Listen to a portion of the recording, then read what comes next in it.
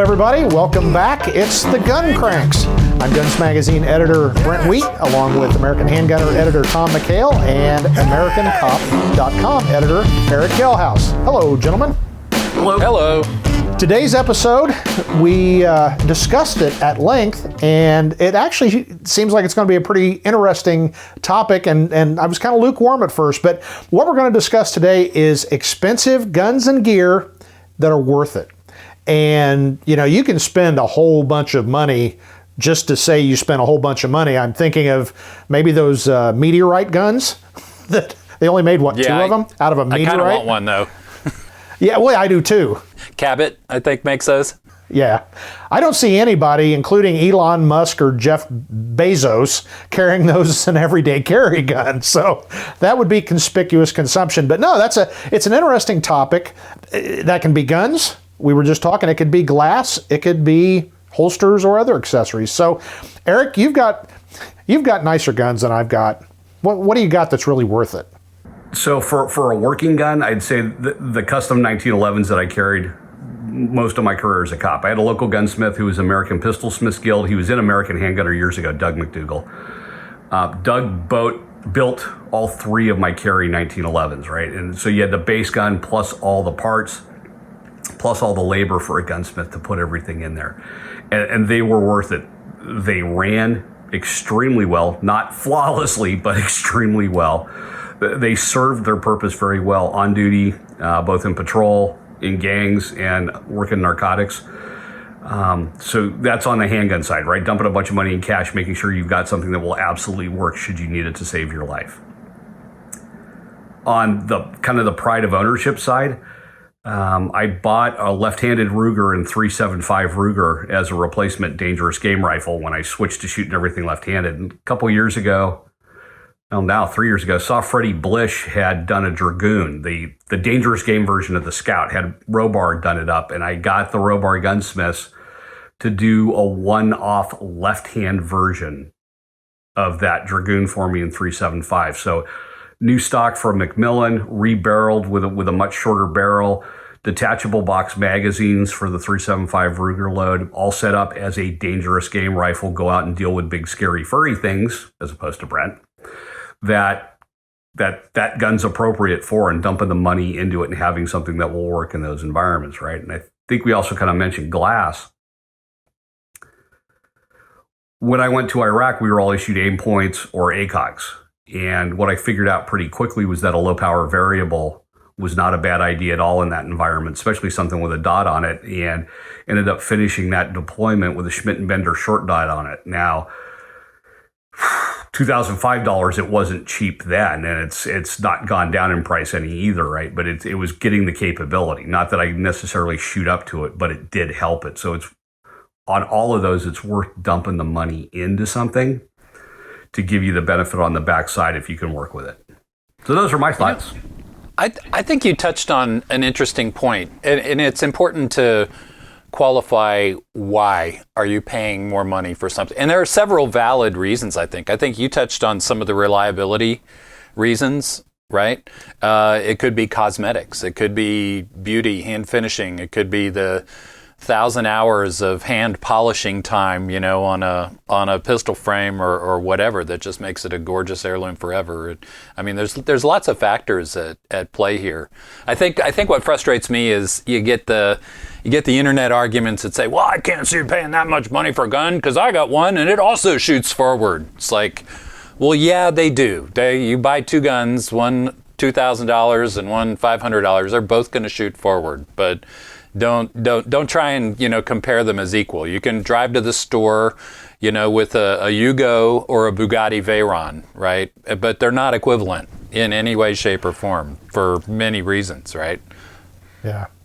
You know, I was going to say when you brought that up, and I hope this isn't going off the rail or taking a left turn and getting too much inside. I just took it magazine. off the rails, so okay, you're welcome. There we go. Well, no, I was going to bring something up that I think we need to just touch on briefly. Is whenever at least on my side, when I review a really expensive gun, and we do that intentionally at times, I get the letters say, well, why would you review a 1911 that's $5,000 or $7,000? That's dumb. Well, my thought anyway is, yeah, I may not buy it, but it's nice to see what's out there. I can remember as a kid, thinking I'll never have a Remington Model 70, but I wanted to read about it. And I think most of the readers do enjoy seeing those kind of aspirational guns. Tom, do you get many complaints about too expensive guns? I do, and I give the same answer. I mean, to each his own. Like, some people don't want to read about that, but So I like vinyl records, and I have my whole life. I bought this stuff when I was 15 years old from lawn mowing money, right? And I still have that stereo system. It's decent in my office, upstairs, kind of right behind where I sit. But the other day, I picked up an audiophile magazine, right? One of these high-end deals just for kicks. And I'm looking at my Techniques turntable from 1976 or whatever, and I'm reading about a new one that's out. It's an $8,000 turntable that you have to put a $4,000 cartridge in. So we're talking $12,000 for a record player. And I'm like, am I going to buy that? No. Do I enjoy reading about it? Yeah. It was quite entertaining, Similar concept. Aspirational I like the way you described that. It's enjoyable to read about, Well, Tom, a couple episodes ago, you said you've got the world's most expensive PPK. Well, see, that's a whole different topic. That's when you spend all of your money fixing dumb mistakes. So, that's not like a willful purchase of a nice gun. See, for the other, recently I had a Nighthawk TR Combat Special. I'm saying TR because we have a gun sight instructor here, and the TR stands for Thunder Ranch. It's okay. Clint started school. Clint started a gun sight. It's okay. Yeah. Okay. So anyway, so this was a gorgeous gun. I mean, I think off the top of my head, I think it retails for like $39.95 or something. That's $3,995. But you pick it up out of the box and you rack the slide, and it's like a stick of melting butter on top of another stick of melting butter. I mean, just constant lack of pressure, the whole way back, because it is so perfectly fitted. And the finish was just, I don't know how many hundreds of hours the one gunsmith, one gun guy at Nighthawk spent, hand sanding this thing. It was a work of art, Like, okay, I get why it has that price tag on it, Some years back when I was still shooting 1911s, I did Larry Vickers build a 1911 class. And you're paying the tuition, you're paying the travel, hotel, food, everything else. But then you're showing up with a brand new Series 70 gun, all the replacement parts and all the tools. And if you want to look at an expensive 1911, just look at that class, right? And I did it not because I wanted to dump that amount of money into a gun, but because I wanted to actually learn, figure out, and gain an appreciation for it. So kind of the equivalent is, I didn't pay somebody that money, but I put out all that money to get that product. Mm-hmm. And I've got a much greater appreciation now for that whole process and how you get there. Yeah. Right? How much work and effort it takes for that. And an experience to boot, right? Mm-hmm. Yeah. It's funny sitting here listening to you guys. I don't know. I've got a few pretty expensive guns. They're all related to what we do here, but personally, ones that I've actually written the check for, I have some nice guns, but none that I would put in that category of, oh my gosh. But I do Whoa. I seem to recall seeing a photo of a pretty special Colt SAA. Well, I don't know if it's a Colt, but that design. No, it's a Ruger Vaquero. Yeah. Okay, so it's a Ruger. That's a nice one, but it's not we weren't halfway to 10,000, put it that way. So it was only $400 then, right? Is that what you're saying? Right. No, I don't. Exactly. Your wife might be listening to this. So it was about $400 all in, right? Okay. Yeah. Ixnay on that's expensive. Okay. But anyway, where I was going is my guns tend to be a little more pragmatic and middle of the road, but I do like to buy good glass.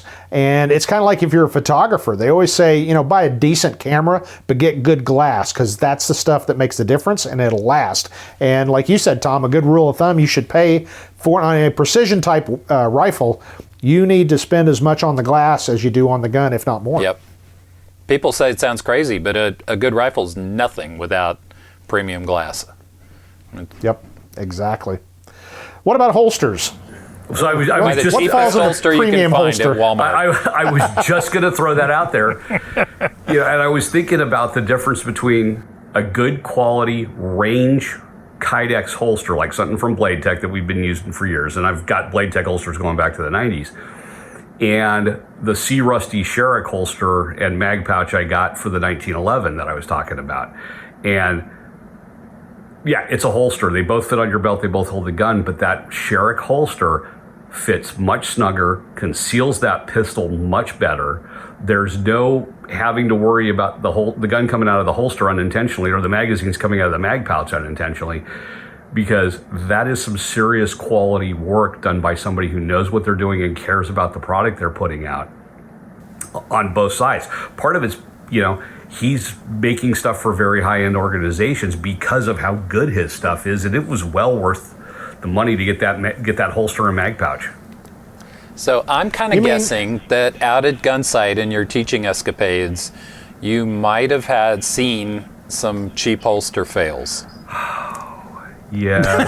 I'm gonna take that as a yes. Local ranges, down at Gunsight, other events.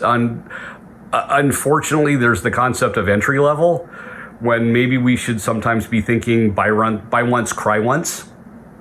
Right? I'm not saying go out and always buy the $5,000 Nighthawk with some custom stuff. No, there's some guns out there that people think are low end that are actually really decent. We can do it, but please stay away from the one size fits everything nylon and elastic holster, please.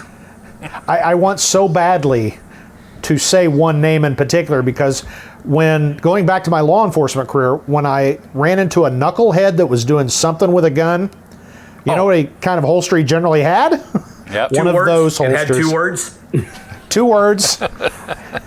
And it's relative 2 words. Yes. And, yes. What the heck? You spend 3, 4, I gotta 5, sign 6. off, guys. You spend hundreds of dollars. On the wall behind Tom. No, you spend hundreds of dollars on a gun and $39 on a holster? Really? Come on, people. Yeah. Yeah, I mean, I keep coming back to the fact that it amazes me. Whatever the component is, whether it's a red dot or a scope on a rifle or a holster, like this is something you conceivably are betting your life on. And then you hear if I have to use it in self-defense, then it'll get taken into evidence for a year, so I don't want to spend a lot of money on it. And I'm like, take it. I'm alive. Is that worth $500 or $1,000? I don't know. I don't know. Yeah. I think that's where the reliability side of it is, and I don't mind paying for the reliability, but now we've gotten to the point where we've got some guns that aren't that high end that are super reliable. And I'm good with some of the stuff that years ago I might have looked down my nose at, because now the reliability's there on it. Well, there are some, what I would say, premium production guns on the market from pretty much all the major manufacturers. I mean, I'm a big fan. I've got a Springfield TRP I've had for years. That is a gorgeous and super reliable functional pistol. I've been carrying a Staccato recently. Same deal. Neither of those are cheap, but boy, they're kind of right on that border of custom gun from a production environment, I won't dump my custom 1911, especially not the ones made by Doug, and I won't dump the hunting rifle that the guys that used to be at Robar, Marty Enlow, made for me. But there's some stuff down there, price-wise, that works just real well. I can think of a couple brands in particular that I wouldn't have thought highly of until I saw them make it through a week class down at Gunsight multiple times. Okay, they're reliable. It's an interesting dichotomy, and we've talked about it on the Gun Cranks and a lot of the other stuff we do, that nowadays we're living in the golden age that even a lot of low-end guns are reliable, well-made, et cetera, et cetera. So that's great, but I was just sitting here thinking as you guys were talking that, One technology or one facet of technology that hasn't really gotten that much better is low-end holsters. Low-end holsters are still low-end holsters. And you really sometimes have a hate-hate relationship with those, don't you? Oh, I do, absolutely. And one other thing, and then I'll get off my soapbox about holsters, but you want a fun little game some Friday night when you're bored sitting at home, go on Amazon and try to find the cheapest holster you can.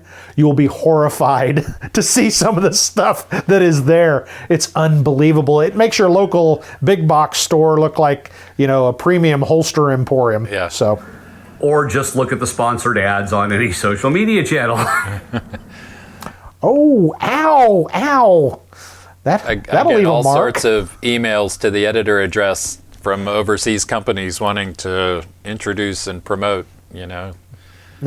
A new holster All the new holsters. device. Yeah. Holster equipment for your happy joy.